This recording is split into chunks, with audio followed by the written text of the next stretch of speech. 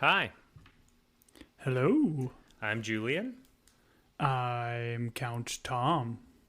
We are Team Binge. We are here to talk about scary movies, and that is why we have Count Tom with us. I didn't know we would be dealing with Ah, ah, Eastern ah, European ah. royalty, but here we are. Thank you for joining us. We're in between shows right now, and I love talking with Tom, and so we have decided to do one of our Desert Island episodes. And for those of you that are unfamiliar with Desert Island is an exercise where you talk about sand in the middle of the ocean. And so, since we are approaching Halloween and this year of our Lord 2024, we are going to be talking about scary movies, which is fun because, and I hate to disappoint people, scary movies are two things that Tom and I just don't do. So this will be an interesting discussion. And Tom, let's check some racing pulses from the top. Give me your relationship to scary movies. Yeah, like you mentioned, it's not something I really grew up on, and I think I have probably some formative things that happened in my youth, which is why I didn't grow up on them. I feel like my older brothers are probably to blame because I had two older brothers who were probably more into horror or scary movies and kind of more like the slasher movies, I think, when we were growing up. But like the Tales from the Crypt was one that I feel like scarred me as a child. My brothers would love watching that like late at night, and I would just like peer in the room and see the Crypt Keeper and just have nightmares for months. I think Child's Play was another one that got me really bad as a kid, where I would go to like the video store, which for those kids that are listening, video stores where we used to actually have to go and physically rent the movies and Yep. take them home. Yep. But I would see the box. Or sometimes a grocery store would have it after you Yeah, checked out in a different there you go. section. Yep. Hollywood Video. I used to work at a Hollywood Video, so Incredible. but yeah, like I would see the box art of Chucky on the and just boom immediately. That was all it took. That I would just go wild with it in my dreams and nightmares for months on end. But I did have a big scarring moment when I want to say second grade. This could have been maybe a little bit later, but I feel like it was second grade where I went to a neighbor's house for a sleepover party. And It's always at a unbeknownst to friend's me, house. It's always at they a just sleepover. yeah, they decided to, as second graders, however old we were, Who? to watch Jason Goes to Heck. And I, as a child, had never really got exposed to any of this type of horror. And the parents let us watch this. And man, like after the first, I think it was like a diner scene where Jason comes in and just wrecks shop. I was crying. I was bawling. I had to go in the other room. Thankfully, it was like a neighbor, so my mom only had to walk a couple houses down and then drag me home. I did not stay the night there. You had to go home? You didn't Yes. make it through the... Oh, that's I was incredible. that kid.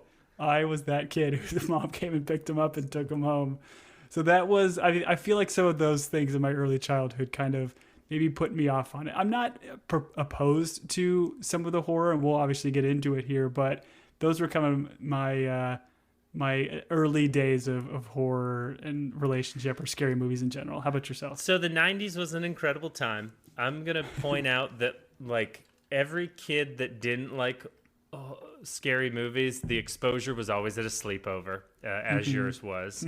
And then the amount that parents didn't track what we were watching is pretty incredible. Like, we So used to true. be a country, we used to have freedoms, and one of those freedoms was for our parents probably being a little bit tipsy, hosting a sleepover and letting us pop whatever VHS we wanted to in while no one was watching. My relationship is also had two older brothers, one younger. They were not scary movie guys, and I feel like older siblings is like where a lot of the exposure comes from these things, because they're like, hey man, you want to see something terrible? And Yeah, you're like, wanna see no, this dead body." I'd rather just smoke. Yeah, like and they're like, well, we have cigarettes too, don't tell mom and dad. But I had those older brothers. I didn't have the scary movie older brothers. Okay. But so like the majority of the classics I missed. But to your point, I do know that like at some point during a sleepover, someone put on Poltergeist, and I did not like that at all. Now, I didn't go home because I'm not a coward, Tom, but I do remember hating it and not, having no interest. I remember, and this is going to be a little bit weird, I remember watching a scary clown movie at someone's house, and it was like a bunch of us kids were in a basement. And I think we were like visiting the Midwest, and they were just like, kids go down to the basement, parents are going to be up here. And I, to this day, don't know whether or not I saw the original It or whether or not I saw Killer Clowns from Outer Space, which I believe is a movie. All I know is there were clowns, there were like balloons, like massive heads and like really like stylized, like big fat suits kind of thing. I there's feel like I a may have laundry seen this. hamper involved. Once again, to this day is why I don't do laundry. Ask my spouse. Because there might be a clown in there. You never know. So like all that stuff at a young age. And you know what, Tom? I did not get braver as I got older. I know I called you a coward. I'm a coward at this age. I was a coward as a young man too. I feel like what was big for us is in our like growing up would be like the Screams and the I Know What You Did Last Summers and like the Final Destinations. I didn't do any of those. And I don't know if those fall in the same categories like horror. I consider them scary movie. I mean, they made spoof movies called Scary Movie about those movies. So, and that would have been more towards our teen years. Did you like experience those types of movies? I feel like, yeah, like I would watch, and we've got a couple that we can kind of talk about because we talked about like maybe like the scariest movie you ever saw. And one that jumps out to me is like The Ring. And I remember seeing that specifically with friends in. Tom, go ahead. I have the same one. We watched the same terrible scary movie at the same age, and we're both still it's both living rent free in our minds right now. Talk about The Ring, Tom. Tell me your experience. Man. That Samara girl walking out of that TV was the creepiest moment I think I've ever experienced in a theater with friends. And I don't know, I mean, did you see it in theaters? You had to have, right? Tom, did we go to it together? Listen, we might have gone to it. It's very possible we went together. I just remember seeing this with friends, and then afterwards we carpooled as a group. Maybe like the oldest kid in our that could drive drove, dropped off our friends, and the second we dropped off the friend, we called her when we saw her like light go on in her bedroom, and we just said 7 days, and then hung up the phone. You're a terrible person, Tom. You are a coward and a terrible person, sir. I mean, whoever that friend was, I bet they're no longer friends with you, for one. They're probably in therapy because of you. It was off. It wasn't my idea, and I wasn't on the phone, but I was a part of it, so I apologize. I mean, logistically, the fact that you had to pull over, go to a payphone, call that person's house is pretty incredible. You didn't have to page them. No, I guess we were a cell phone generation. We were like, when I was driving, I had a cell phone. That was not everybody had one, but at least one of your friends had one. Right. But yeah, the movie was just, I thought was really cool. Like the concept of the 7 days, and then slowly these elements of this video that they watched kind of like sneak into your life, and like it's this premonition of what happens. But like, yeah, just the creep factor I thought was really, really good in this. And to your point, it's still living up in my head. Ooh, so I also, when we were talking about memories, the scariest movie I ever saw, it's in here, The Ring, 2002. We would have been in high school, Tom. I also went and saw it with friends. I probably saw it either under protest, or I was at the age where I was like, I'm not scared. You know, I'll like that 16-year-old bravado, or however old I was. I remember going and seeing. It was absolutely terrifying. I think I went with people that had already seen it. So that's different because they already know what's happening, and then they're just watching you like melt and wet yourself in a theater chair. And then I also, I was driving for this in my 91 gold Volvo. I remember dropping off the people that I was with and being alone in the car. And you know who was in the back seat of that car? That girl with the dark black hair that's all wet in the weird like white dress thing, and she was crawling around in the back seat, and I was losing my mind. And all of this could be apocryphal, but I'm pretty sure in our state it never gets cold. But I remember being so scared in that car alone that I rolled down all the windows. It was freezing outside, which once again, we don't live in a state where it's ever like below 60 degrees. But I remember just like driving full speed, all the windows down, and just being like, little girl, if you're coming for me, I hope you like it cold. Like that was my like protection, is like, we're all just going to be uncomfortable and you're going to get hypothermia because you're all wet in the back seat. Smart. And that's so yeah, funny. to this day, I still think about it. It's still the reason why if anyone's like, hey, you want to watch a movie? I'm never like, hey, let's watch a scary movie. Just never. Have you ever gone back and rewatched it? I have not. Have you? No, I don't think I have. Like maybe it's been like on TV in the background and I'll kind of like pop it on, but maybe we need to do a rewatch of this. Face our fears. Absolutely not. First off, no. I've made a lot of progress with my 3 therapists over the years, and I will not revisit this. I do want to give a shout out. I believe that's Naomi Watts is in that movie. Yes. And it's like the first time I saw Naomi Watts. And yeah, she's just wonderful. So I'm glad that the beginning of my Naomi Watts remembrance starts with The Ring, which is maybe why I'm trying to think if I've ever watched another Naomi Watts movie. The only one that comes to mind is that one that was like the Hurricane or something like that. It's like a young Tom Holland, I think, in it, and Ewan McGregor, if I have that right. Nope, not ringing any bells. I'm gonna skip right over that. So we're talking scary movies, and I was trying to, as we were talking like childhood stuff, I was like, what was my association with like scary things? Because I did not grow up in a household that like. I know there are like parents that get into Halloween. Like coming from a religious household, that's not a holiday that they really go hard on. It's a Hobby Lobby of households. Right. But I do remember devouring Goosebump books as a kid. Ooh, and so we were going on once again, like a long car ride to the Midwest, and we stopped at a store and they had like the little box of like 6 Goosebumps books. And my parents were like, sure, if you want to read. I don't think they didn't look at what it was. I was just like, hey, this looks like fun. And I remember devouring them. And like they made a show when we were kids. And like all of that I was fine with. But I don't know why that didn't carry over to, maybe it's because with a book you can just burn it or like throw it away if you don't like it, or ban it from a school. You know what I'm talking about, Tom. But I don't know why.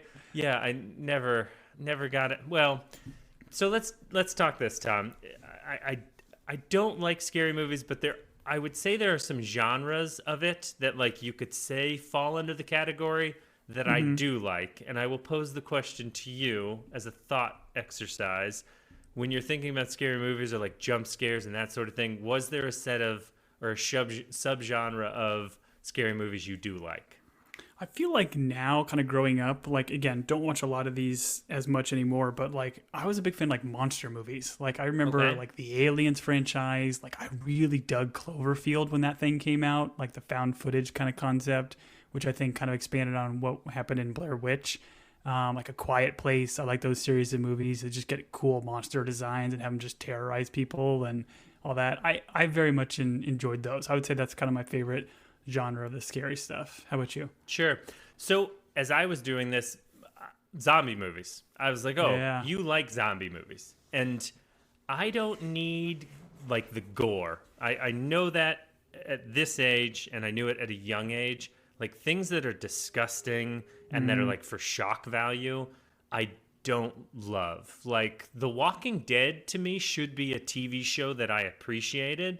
But I remember watching the first season and just like there was so much gore that I was like, I think I'm out on this. But when I was doing this exercise in terms of desert island, like scary movies, I was like, oh, most of these are zombie movies. So I remember seeing like 28 Days Later, 28 Weeks Later, and really enjoying those. Dawn of the Dead, and if we're stepping on the desert island, I apologize, but this was just the genre that I enjoyed, and that even leads to some of like the spoof zombie movies that are not necessarily scary, although they still do like. I hate jump scares, Tom. I've jump scares are maybe the reason why I hate this. I don't want. Whenever something like pops up in the background, you see like the silhouette of something move, the alien in Signs. You know, I'm not my thing. But that was going to be the follow-up question, right? So what is the subgenre that you want to stay away from? Is it pretty much that? Like, because I had the same with mine about like body horror movies, like the Hostels, the Saw, the Final Destinations, where essentially the movie is more about the gore than it is any sort of plausible or interesting storylines to me. So I'm kind of out on that. Same thing with like slasher movies, like Texas Chainsaw Massacres, the Halloween franchise. I've never really big into that kind. Right. So for me, zombie movies I'm in on, and Okay. where I came to was like a zombie movie you can spend a lot of time being like, hey, how would I deal with this? Like, what Right. would I do? Like, what weapon am I using? Like, where am I going to like live? How am it's almost like a survival thing as opposed to a horror thing. The subgenre, I'm with you. The ones that if the subline or the genre is just horror, I'm not in. Like I Yeah. don't like being scared. I'm a natural coward, as I mentioned. And then to your point, the Saw movies where it's just like, hey, you want to see how gross we can get? Yeah. It's like I honestly think as a society we should maybe question the people that are making these and really enjoying them. I don't want to Yes. make moral judgments, but I'm pretty sure everyone that loves those types of movies is a terrible person and a weirdo. Maybe we should make a list. Well, so, and here's the other thing. I wrote this in my notes. I was like, I'm not in on any movie where the director has zombie in his name or there's a number of corpses in the title of the film. Like, that's kind of where I What was draw Rob the Zombie's? line. Was it 13 corpses, 31 corpses? It's like What was that? 1,000 corpses, or like Oh, that's the House of 1,000 Corpses. There it is, Then the yeah. sequel was 2,000 corpses, and it was like, man, how many corpses can we possibly have? I also don't appreciate at this age, like, I don't like watching dead kids do things that I'm just out on. I'm yeah, not creeping at like a haunted house kind of thing, Right. creeping you or haunting you. We just watched actually Casper with my son as a kind of Christmas movie or Christmas movie. Excuse me. Yeah, as a Christmas Halloween movie. And it's funny to go back and watch those that I like had such an affinity for as a kid, like having the crush on Christina Ricci and just loving the storyline. But then going back on it, like, oh man, yeah, they're killing characters. The three other ghosts are like really vulgar and gross, and I think there's even like some hard B's and some language in it that we weren't Really? expecting. Yeah. But we had to tell our son, yeah, she's a witch. That's who they're talking about, the witch. Right, and then you have to explain what a witch is, and you're like, "Stand by, son. We're gonna put Blair Witch on after this, and it'll explain everything to you." Where do you fall on like a Ghostbusters? Like, is a Ghostbusters a comedy to you, or like, because there are some scary elements to it? Does it? And once again, if I'm No. stepping on your island, tell me. But like, does that one You you could never. consider more of a? You could never. I've That's seen right. I've seen your shoe size. Our islands are warring. I forget. We're not allowed to step foot. I mean, yeah, just because it has ghosts, I wouldn't necessarily call it a scary movie. I think it's probably more of a Halloween-ish movie for like Sure. spooky season here, but I wouldn't call that in like a scary or horror movie. I would say more comedy. Sure. But you can use it if you want. I'm not against it.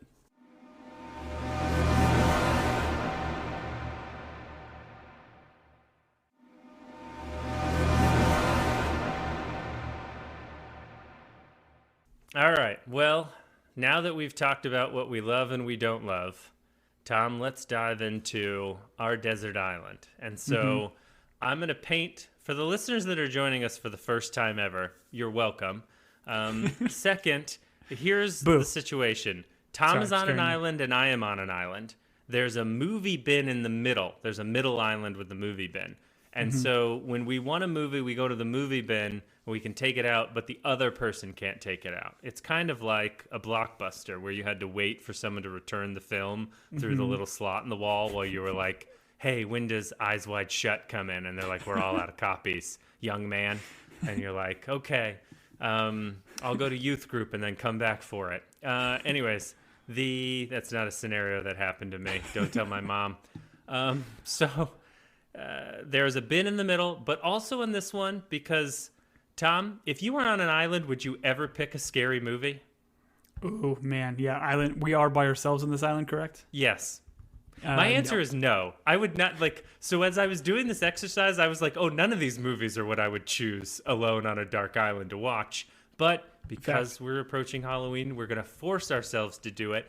But we've added the element of we can essentially send a movie or series to the other island to torture our co-island mate or our island neighbor, we'll say. So yeah. we're going to talk about the ones we want on our island, but I do want you to know that I would pick any of the other desert island movies we've talked about previously before any of the ones I'm going to talk about today, I feel like. Noted. And I also reserve the right to claim that you're cheating in this if you choose a movie that does not actually fall into the category of what's scary. That is fair. I'll just go ahead and say it right now. There might be some cheating. And I will allow you to do the same. So, Tom, I'm over on my island. I'm watching Mr. and Mrs. Smith. And you have snuck over to the movie depository. I almost said suppository, but I think that's something different. That's later. It's the other part of the island. You've taken, that's the backside of the island. We're a clean podcast for kids. You've taken something out of the bin. What's your first one that you're taking out of the bin? I feel like, based off of your early comments about the zombie movies, and in a movie that I could watch every single year and have, maybe I missed it the last two, but I feel like I've seen this movie thousands of times. Shaun of the Dead, 2004, classic, incredible movie, part of the Cornetto trilogy with Edgar Wright and Simon Pegg and Nick Frost. It's just such fantastic writing, and the love that these actors and creators of the movie have for the horror genre and zombie genre was just amazing. It is incredibly quotable. Like I mentioned, the rewatchability I think is just wildly high, and even just like delivery of some lines where he walks to the top of the slide and sees all the zombies. And he's like, how many zombies are there? Lots. Like, just the delivery of so many of it just tickles my funny bone every single time. So that would be my first pick, is Shaun of the Dead, 2004, classic horror. Now let me ask you this. Do you lean more comedy on that one? And you have it. I've got it in my notes as it falls under the category, because if I recall, there are some like jump scares, and in the beginning when he's oblivious to what's happening, it is kind of creepy because there's stuff happening in the background that he doesn't notice, and then they get into the they've got to hold the pub at one point, and so there are definitely things that happen that are scary. It's gory. So I think if you showed it to a child, they'd be scared. As an adult, there are some jump moments, but it's not necessarily the scariest movie. Do you go to it for laughs more than, I'm assuming, the scariness of it? Correct. Like we said in the beginning, like I'm not generally going to, like, unless it's like wildly reviewed or there's some kind of like interesting, unique twist or something, I'm not actively seeking out a horror movie that's just kind of horror. So to me, this is definitely more of a comedy that is fun to watch around spooky season due to the zombiness. Right. And I'll say this, Tom, I don't know if you realize this. There's certain influences you've had on my life. Most of them wonderful, some of them terrible, a lot of them awful. But the like Simon Pegg, and forgive me, I'm forgetting his buddy's Nick name. Frost. Nick Frost. I got you. Nick Frost. Yep. They, like, I was not introduced to those movies but through you, in terms of I did not see like Hot Fuzz. I did not see Shaun of the Dead. And so I really appreciate that introduction because I enjoy those movies, and it's you that brought them into my life. So thank you. But I do think you're cheating a little bit because that movie's not that scary. But it is a zombie movie, and let's continue with the zombie movies. I paddle my canoe over to the Blockbuster bin in the middle, and I reach in, and I pull out World War Z. We're going to stick with the zombie theme here, Tom. Have you seen World War Z? I have. All right. I have. Since you haven't seen it, let me go through it beat by beat. We open up on a cityscape. Brad Pitt walks towards the camera, and he's like, hey, I'm Brad Pitt, and those are zombies. That's not how it starts. So World War Z, originally I read the book, which is by Max Brooks, which is Mel Brooks' son. I don't know if people know that or care. Have you read the book, Tom? I haven't. Okay. So I'm going to go on a bit of a tangent, so buckle in. So World War Z is written like a book called The Good War by Studs Terkel. And so I'm going to land this plane, Tom. Please, I'm excited for the journey. The Good War is about World War II, and what Studs Terkel did is he sat down with a bunch of different people who lived through World War II and just like recorded their experiences. And so it's like firsthand accounts of soldiers, civilians, people that lived through the tragedy. Max Brooks very smartly did a, obviously, fictional book about people that like lived through World War Z, so a zombie apocalypse. And so it's all like these firsthand accounts. So when you read it, it's not like a narrative, like it's kind of got a beginning and end, but all the characters are different and like they're not intertwined. And it's almost like interviews, essentially. And so when you read the book was great. And when they came out with the movie, I was like, how do you make that book into a movie? That doesn't make sense. There's no through line. But they very smartly did. I enjoy this movie. It's got Brad Pitt with long hair, for those of you that care. Most dreamy of Brad Pitt's, in my opinion. What's that? He's the most dreamy version of Brad Pitt, in my opinion. Troy and World War Z, the two long-haired Brad Pitts. I really enjoy this movie. If I was on an island, you get to go to a bunch of different places. I don't think it was well reviewed. I actually don't think I saw it until it was out for like a long time. And then I randomly put it on, and I was surprised at how much I enjoyed it. It's got like big set pieces, like an invasion in Jerusalem, which is super cool looking. But it also has the guy trying to silently sneak through a medical facility, and like how just like hair raising and stressful that is.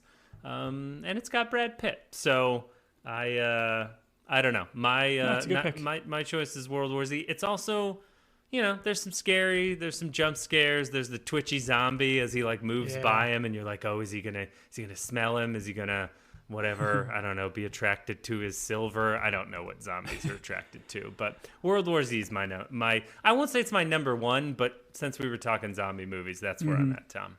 Yeah, no, I like it. I mean, for like the iconic movie poster of like all the zombies just on top of each other and like grabbing for a helicopter, I think is what it is. Yep. Or like them going up that wall. Like it is very, very iconic and a very fun movie. I enjoyed it. Fast zombies. Fast zombies is something my generation gave to the world, Tom. Other generations, slow zombies. Terrible. The worst. Our generation, fast zombies. The best. Everyone's talking about them, Tom. They're saying they're the best. There you go. What's your next movie? No, I'll give it to you. I led off. You get the start for the second round. Okay, there's one I could take from you, but I'm gonna leave it alone. I'm gonna be a good friend, Tom, and I'm gonna just leave it alone. I actually have a list of about 9 here, so I'm struggling. I'm vamping a little bit, but I'm gonna make this simple. I'm gonna take one that you mentioned earlier. I'm gonna take Alien. And I did not see... The first one? Yes, the first one. Okay. So it's Ridley Scott. It's 1979. Sigourney Weaver is incredible. Tom Skerritt. He's in Top Gun in this movie, in my mind. I'm sure he's in 1,000 other things, but he's got a mustache in both those. There is something about this movie. It's scary. It's like gritty. It's very tactile in the sense that we're not CGIing stuff in 1979, I don't think. It all looks like you can almost smell this movie. Like all these people like waking up from hypersleep, all the goo. Like I will say when the little baby alien is like running around in the room, that looks absolutely ridiculous. It looks terrible. But for the most part, this movie holds up. And once again, I did not see this movie like at a young age. I saw it when I was older. But it's scary. It's well done. I don't know. If I went out on a limb, I would probably say Ridley Scott is one of my favorite directors, just in terms of the stuff he's done, from like Gladiator to The Martian. So I really enjoy Alien. If I could take like the series, I would, but I'll just talk about the first one. I'm assuming you've seen the first Alien. I have. I feel like it's been a long time. I always want to say that Aliens, the sequel, was the one I enjoyed more, but I couldn't tell you what the differences between them now are. But I'm with you about like the practical effects, and you might have this movie on your list. I didn't, but it makes me think of like The Thing, like the practical effects and like puppetry and things like that they did in that time was just so well done. And some of it still holds up today and is incredibly cool. Now, yeah, The Little Aliens is probably like, I don't know, like a plastic alien stuck to the top of a race car that they just kind of RC car they just kind of drive down the thing. That's why it does the loop in the middle of the scene. You're like, why did the alien do a loop? That doesn't make any sense. But like jumping out of the chest, like all that stuff. It's very iconic, and that is absolutely falls right into the horror sci-fi scary movie. And you mentioned it. I would definitely give it was on my like honorable mention of The Thing. I recently watched it. John Carpenter, who I believe did like the Halloween movies. No one gets a better score in like a creepy movie than John Carpenter. Kurt Russell's in it, but that one, once again, like you said, like practical effects, still holds up. If you haven't watched the original Alien, Tom, or The Thing recently, I would go back to it. They're just like good kind of, once again, it's, maybe this is just more about me, but it's like, what would I do in this situation? I'm like stuck on a spaceship. Well, I don't believe in space, but I'm stuck on a craft with an alien that's killing everyone. What would I do? I'm stuck in Antarctica in the middle of nowhere. I've got Kurt Russell's mullet. Like, what am I doing? Like, those are the things I stay up all night thinking about, Tom. So what's number 2 for you? Number 2, I don't know. Maybe this is the one that you said you think I'm going to take, so I'm just going to go ahead and take it now. Can I guess it? Can I guess it? Yeah, go for it, please. If I'm wrong, this is going to be brutal, Tom. Go. It's The Cabin in the Woods. It's The Cabin in the Woods, 2011. Oh, man, this was such a fun movie. And if you were able to watch this movie without knowing the twist, like, man, was it so much better for me. Because I had no idea. I just thought this was like a scary horror movie. It's got, why am I blanking on his name? Hemsworth, the greater Hemsworth. Christopher. There it is.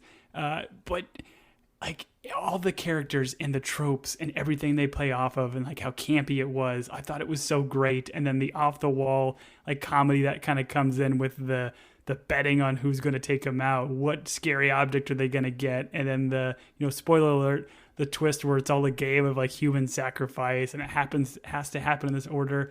Like just such a fun, clever movie. And this is one that definitely goes overboard in terms of the gore and some of the creepy elements kind of throughout. But I love just taking the, campy cabin in the woods kind of concept of like Evil Dead and a lot of movies before it, kind of flipping it upside down and finishing the movie off with the hand of God, or not God, or whatever this demon is, just destroying the earth. I thought was just kudos. Brilliant. So I love it. I know that he is like persona non grata, but it's a Joss Whedon movie. And I did not know what this movie was, Tom. And once again, sometimes you touch my life in a wonderful way. You were like, you haven't seen Cabin in the Woods? And I was like, dude, I don't like scary movies. And you're like, it's not quite what you think. Yes. And I was like, fine. So we watched it, I don't know, a couple of years ago on your recommendation. It takes all of the tropes from like scary movies, and it's still scary. There's still some stuff you're like, oh, I don't care for that at all.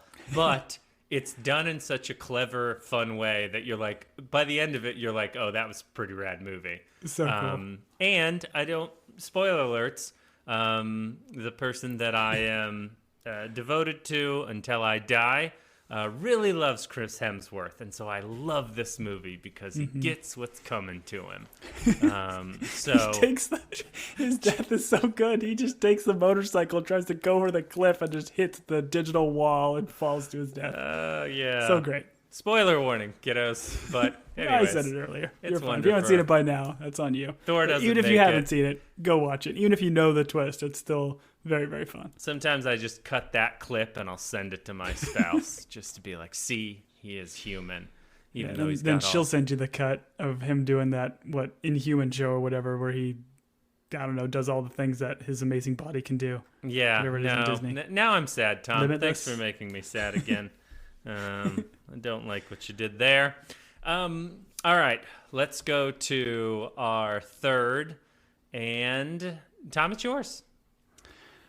I got a couple more written down here, but I'm going to throw a curveball, and I'm not going to go with the movie. I'm going to go with the show, because if we talk about classic horror and classic scary, which is not in my wheelhouse, this one I watched in 2018 on Netflix called Haunting of Hill House, and it was incredible. Like, I don't know exactly how many episodes, but the deep dive they do on this family and in this group of characters was absolutely amazing. The acting was great. This was a Mike Flanagan joint, which I know we've kind of talked about. Some of the other things he did, Midnight Mass, and some other ones. Like House he's just of such an Usher. incredible storyteller, and like the way that it's so like there's not a lot of jump scares. There is one jump scare. Disagree. Have you seen the show, by the way? Disagree, Tom. Go ahead. You talk. No. So, but you've seen the whole thing, or you've seen No, sir. some of it, I watched right? the first episode, and there was a moment in the end of the first episode where I was like, "Oh no, sir, I will not be continuing. I am too much of a coward for this." It is likely the bent neck lady who, just like the girl in the ring, she carries there you go. Yeah, she has a part in my soul that will just never go away. Just so incredibly creepy, and the way they present it and eventually kind of get to that like twist or reveal was so good. And again, it's not a show that really leans on the jump scares. Like there is one, I think, when they're driving in a car that comes out of nowhere, which was like one of those where I jump scared so loud and screamed that I think I laughed immediately afterwards. I was like, wow, that was good. But it's a show that's much more about like they're in this haunted house, and there will be ghosts and stuff like in the background that you'll kind of like your eyes will almost play a trick on you. Like, did I just see that? Yeah. And they're never mentioned. They're just kind of like haunting this house. Nope. It's just the creep factor is so good. So when we talk about scary stuff, even though it's not a movie, I would say the DVD box set of season 1 of Haunting of the Hill House, that's what I'm taking. Did they do more than one season? I thought it was just like a limited series, or did they continue on with it? I don't know if it's not the same family. I feel like they did like the Haunting of Bly Manor or something like that. So they did like a different sequence of characters. I don't think anybody cross-referenced, but yeah, wasn't as good, but still very, very good. Anything Mike Flanagan will do, I will watch. So you brought this one up to us, and I'm not remembering the exact timeline. I believe that one was first, and then he did Midnight Mass. Mm-hmm. And he uses kind of the same actors. He uses his wife. Her name is Kate. I'm forgetting her last name. He also uses Saracen from Friday Night Lights, the TV show, who's awesome, as well as Elliot from E.T. spends a lot of time in his shows. I could not get past the scare of the first episode of that one, but on your recommendation and like the Mike Flanagan of it all, I did watch Midnight Mass, which was a scary TV show. I'm so brave that I made it through. But that one, a little bit different in terms of the premise, still some like creepy stuff. I liked that one so much because it was a like conversation of like religious beliefs, like what we believe, what's true, like how trauma affects us. I just thought it was really smartly done for like a horror show, which once again is not something I love. But yeah, I will second your Mike Flanagan take in terms of he does a lot of good things. And the Fall of the House of Usher was the most recent one that he did that I think you enjoyed. I struggled through, but well, we did do an entire podcast episode on it. So if you want to listen to it, go back into our back catalog. You can find it somewhere. That is exactly right. So Tom cheated. He took a TV series, and I mean, in that same vein, I'm going to take the Twilight series. So all 3 Twilight movies, they're about vampires, werewolves. Those are all scary things, right? They're about, people waiting till marriage. That's something that a lot of people are scared of. That's something. Team Jacob or Team Edward? I'm team both. I would like them to be in a throuple, like that weird thing that Parks and Rec did in season 2 with April Ludgate. I didn't understand that. Anyways, I'm not doing any of that, Tom. I'm taking Constantine, the 2005 Keanu Reeves movie. Have you seen this movie, Tom? Yes. Yeah. I feel like it's not one that I even thought about or kind of ran across doing research for this, but I loved it. So this is like early graphic novel DC comic movie before those all became what they were. It's Keanu Reeves, it's Rachel Weisz, who's wonderful. And as someone who grew up in a religious household, it's like, hey, you can pray, or we're going to give you a movie where prayer's really just a machine gun and you can solve all your problems with that. Holy machine gun. So, I don't know. Constantine, I actually turned this on just to like remember, hey, was this as good as I thought it was? And if you watch the first like 20 minutes of it, it still holds up. The CGI, there's CGI in it, but honestly, it still looks good. It's Keanu Reeves, who he's got like I mean, the guy should run for president. I think he's got like a 100% approval rating at this point. But it's very cool. It's the anti-hero. He's like a cynical exorcist that has to like, he's using God, but giving the devil the middle finger. And it's like if James Bond killed demons. It's great. And so, and it's still scary. It does that thing where it's like, there's an old woman on the bus and all of a sudden she turns into like a corpse and you're like, oh, I don't appreciate that special effect movie. Let's move on. But as someone who's reading a book about the Crusades and how like holy spears helped win wars, I don't know. I enjoyed Constantine. John Constantine's my hero. John Constantine 2024. That's who I'm voting for, Tom. Constantine Wick. Constantine Wick, yes. So much murder. It is. There was a criticism of this movie where it's like, hey, he's just doing the Matrix guy. And then you kind of want to be like, hey, guess what, review? You haven't seen John Wick yet. He's also going to be the John Wick guy in this, too. But I don't know. He's not a very wide-ranging actor, but well, I take that back. He did do Bill and Ted, and he was incredible. He also did The Lake House, Tom. Don't sleep on him and Sandy Bullock sending each other letters. Come on, my man. Touche. Yeah, no, he, so mine is, it falls under, I think, like horror thriller, but I'm going to take Constantine because I'm me, and John Constantine's John Constantine, and you know who else is in it? Shia LaBeouf, being just the most Shia LaBeouf. Hey, he's like his cab driver sidekick, and it's a fun movie. Yeah, nice. Good pick. All right, Tom, I think that puts both of us at 3. Did you have any honorable mentions? I did, as I was kind of looking through different lists of kind of classic. I saw a lot of the classics like Silence of the Lambs or Psycho, and like there's just they were good. The Shining. Shining Lake. Do you want to get sued? Like they were good movies, but they weren't in my wheelhouse. I didn't grow up on them, so I didn't pick any of those. But one of the more modern kind of horror, more of a psychological horror that kind of stood out to me was the movie Get Out. The Jordan Peele movie. Sure. I feel like it's just like a modern classic, and it was such a unique concept and terrifying premise, and like a really unnerving look at like race and personal identity, and kind of how the movie, you can watch it, like the first time you watch it, it kind of like the first half is one movie and then the second half is completely different. But if you go back and rewatch the movie as a whole, knowing what it is, you take all these different things and how the main character is like interacting with the kind of ancillary characters completely different. It's very good. So that one jumped out at me. And another one I felt like I watched when I was younger, I can't remember when or why I watched this, but I felt like I've watched it many times, was a 1996 movie with Michael J. Fox and Jake Busey, The Frighteners. You ever watch that one? No. I have not. I love Jake Busey. I mean, he's got great teeth, just like his dad. Spoiler alert, he played the psycho killer.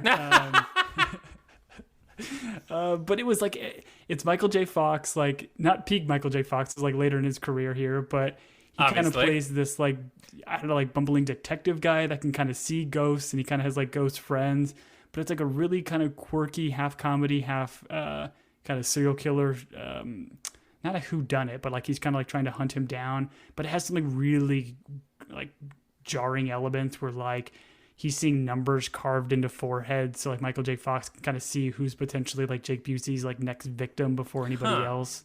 It's an interesting movie.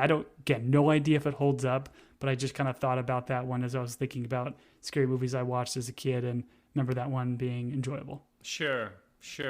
I have no relationship to The Frighteners. My Michael J. Fox takes are just for those movies where he goes to the future but back to it. The only one I was going to mention, Tom, because I think within our friend group it's been brought up before, is The Ritual, which was a Netflix movie from 2017 with the guy that like I most recognize because he's in other things I've watched is Rafe Spall, and it's 4 buddies like going to honor a dead friend, and they end up in a forest in Europe, and it just goes poorly for them. Not the type of film I would ever like watch on my own, but for some reason the recommendation was there and I watched it and I was like, oh, it's actually pretty creepy and interesting, but I've never gone back to it. And if I was alone on a forested desert island, I certainly would not revisit it. But I did note in my small category of scary movies, The Ritual came to me in a dream. And so those are ours. If you would like to shout at us via email, because I feel like scary movie people or horror movie people are very opinionated, which is fine. You're allowed to have opinions. Please send us your desert island at teambingepodcast@gmail.com.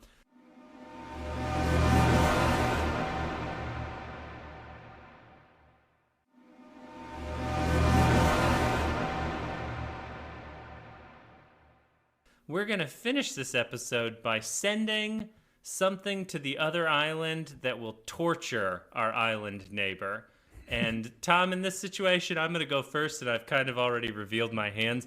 I would send you Saw 1 through, I'm assuming there's 31 of them at this point. Ugh. I would send all of the Saw movies. I don't understand the people that...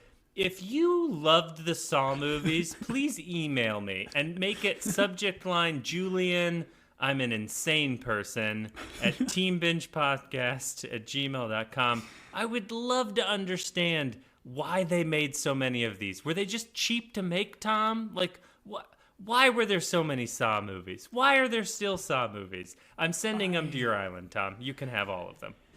Yeah, I liked the first Saw movie. I felt like it was a really cool... now we've gotten to the crux of it. Okay, you're one of them weirdos.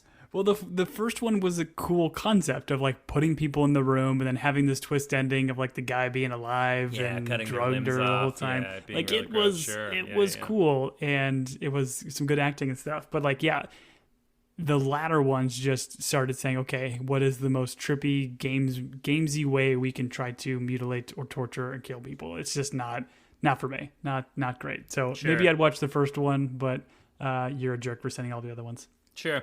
So recently a bird got into our garage and got stuck on a glue trap for insects. Ooh. I should have just filmed it and sent it to you because you love watching things get tortured. Huh, Tom? Is that who you are? Yeah? That is Shots terrible. fired. Did you save this bird? Yeah, of course I saved the bird. I threw it away. It was delicious. It was delicious.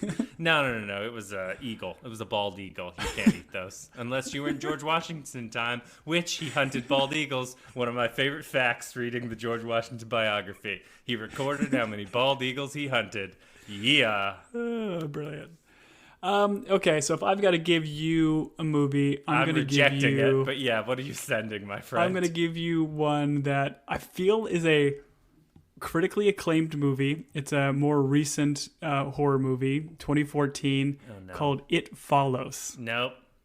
Have you seen It Follows? I have not, and I will not. And I will throw that DVD or Blu-ray, whatever you're sending to me, MP3, into the ocean. What is It Follows, Tom? It's a super creepy movie, and it's been a long time since I've seen this, but I just feel like this is not one that's up your alley. It's a very slow burn, but like the general concept is it's like a passing of like a demon or some supernatural entity, and the way that this supernatural entity passes on to another person is it has to have physical relations with that person.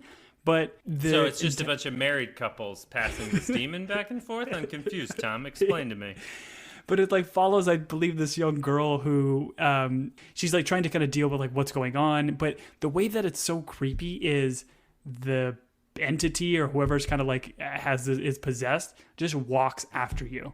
Like, it's not running after you. It's not chasing you. It just has a sense for where your GPS pinpoint is in the world and just walks to try to get to you. So there are long moments in the movie where there's nothing is happening. And then you'll just see in the background this like demon or, you know, just a character or whatever kind of coming and trying to find its next victim. It's super weird. It's super like creepy and I just feel like it's a movie that would not be up your alley, and I would love for you to have to watch this alone on an island over and over again. Yeah, it would just be me like finishing it and being like, Tom, are you awake? Tom, Wake up. Tom, that movie sucked. No, I hated it. I'm going to throw it in my fire. I'm going to pour coconut juice on it. I hate it. No, Tom, the fact that you've seen that movie makes me think that maybe you're hiding some cards here, because I feel like you're watching more scary movies than you're letting on if you're watching It Follows, because that's a recent movie, you know? It's recent-ish. I mean, it's not overly scary. This was one I feel like just, like I said earlier, like it came out, it got really good reviews. I think it's super, super low budget. It just like takes place in a handful of different spots with like a young cast, but I think everybody was really tremendous in it too. So it's a good movie. It's just one that I figured you hadn't seen, and if you were to watch, you probably wouldn't be in love with it. No, doesn't sound like I would love it at all. Wouldn't go to the top of Julian's list of favorited movies, that's for sure. Okay, so this has been an exercise in a genre of movies that Tom and I only like one specific subgenre of, which is great. But happy Halloween, everyone. The last one, Tom, we didn't talk about this. Zack Snyder's Dawn of the Dead, the 2004, they're all stuck in the mall. That's a good one. Zombie movie. Also Zombieland. Those are also great movies. Once again, it kind of comes down to I'm fine with a scary movie as long as I can put myself in the situation where it's like, what would I do? In the situation with The Ring, I just wouldn't watch the movie. You know, I'd live my life and I wouldn't watch the movie. That's how I'd get by The Ring. Easy solution. Right, friends? Are you a guy that watches movie through your fingers? I feel like my wife does that. She'll like turn away or she'll watch through her fingers and when you know like a jump scare is coming. No, I don't watch through my fingers. I'm a grown-up. I wear a sleep mask. I'm not gonna... I listen to the movie, Tom. I'm not gonna... I close my eyes. Why would I use my fingers when I have eyelids? Does your spouse not have eyelids? I think they have eyelids. Anyways, we will be back with a show soon because we love TV, and the show that we will be watching probably won't be scary. I believe it's going to be Silo Season 2. Tom, what did I miss? What did I forget to mention? Yeah, Silo Season 2 comes back November 15th, for the second season. Thanksgiving so super Day, excited. obviously. Yep. Follow us on social medias at Team Binge or at Team Binge Podcast on Twitter and Instagram. Let us know what you think. If you haven't watched Silo first season, it's on Apple TV. Super, super fun show. I think it was 8 episodes maybe in the first season, but incredibly well done show, well acted, based off of a book series by Hugh Howey.